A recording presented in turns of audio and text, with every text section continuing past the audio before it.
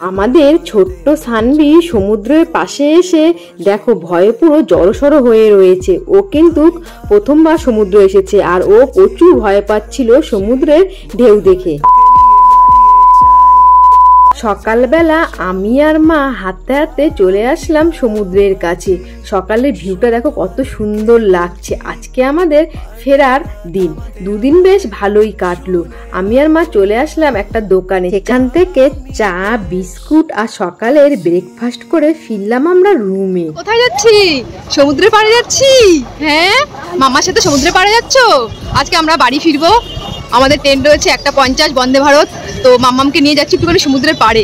মাম্মাম এখনো যায়নি, রাতে গিয়েছিল, দিনের বেলা সমুদ্র দেখেনি, তাই একটু ভাবলাম মাম্মামকে নিয়ে বেরোই। মাম্মাম ভালো লাগছে তোমার?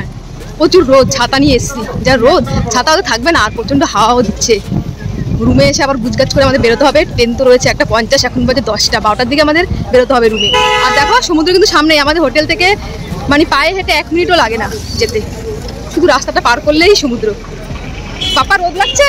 পাপা কি খুশি, তাকাতে পারছে না। তোমার ইয়েটা আনলে ভালো হতো, জয়, ওর মাথার টুপিটা। আবার ভুলে গেলে আবার মাথার টুপিটা আনতে। সকালের ব্রেকফাস্ট খেয়ে আমরা তো চলে আসলাম রুমে। সেখানে সানভিকে ঘুম থেকে তুলে নিয়ে চলে আসলাম সমুদ্রের পাড়ে। আর সানভি দেখো সমুদ্রের পাড়ে এসে চুপচাপ করে দাঁড়িয়ে রয়েছে। সমুদ্রের ঢেউ ও কিন্তু প্রথমবার দেখছে, আর আমিও সানভির সাথে ছিলাম। কিন্তু প্রত্যেকবারই আমি সমুদ্রেতে আসি আর পড়ে যাই। এবারও কিন্তু আমি পড়ে গেছিলাম। আর দেখো পড়ার মুহূর্তটা, পড়ে আমার ক্যামেরাটা কি হয়ে গেছে। আমি পড়ে গেছি বলে সোনা মাম্মামও খুব ভয় পেয়ে গেছে। ও ভাইকে শক্ত করে ধরে রেখেছে। আর আমি কিন্তু আগের দিনও সমুদ্রে এসে পড়ে গেছিলাম। ধরে রেখেছে ভাইকে ভয়ে। আর এখানে ফটোশুট হচ্ছে, ভাই সানভিকে নিয়ে ফটো তুলছে। মাম্মাম ভয়ে ভাইকে কিভাবে ধরে রেখেছে। আর আমি গেছি পড়ে, আগের দিনও পড়ে গেছিলাম, সমুদ্রে এসে স্নান করবো না বলে আজকেও পড়ে গেছি। ওই দেখো জয় ব্যাগ নিয়ে দাঁড়িয়ে রয়েছে।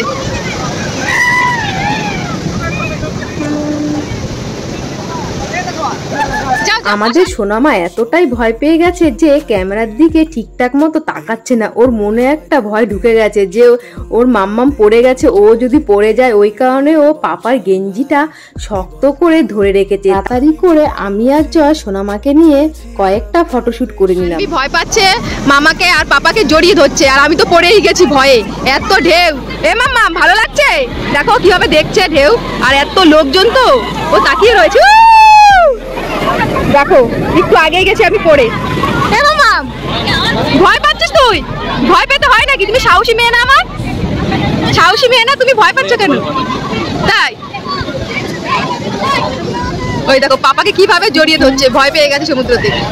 সোনামায়ের ভয়টা কাটানোর জন্য আমি আর সোনামা একটুখানি সমুদ্রের কাছে খেলাধুলো করছিলাম।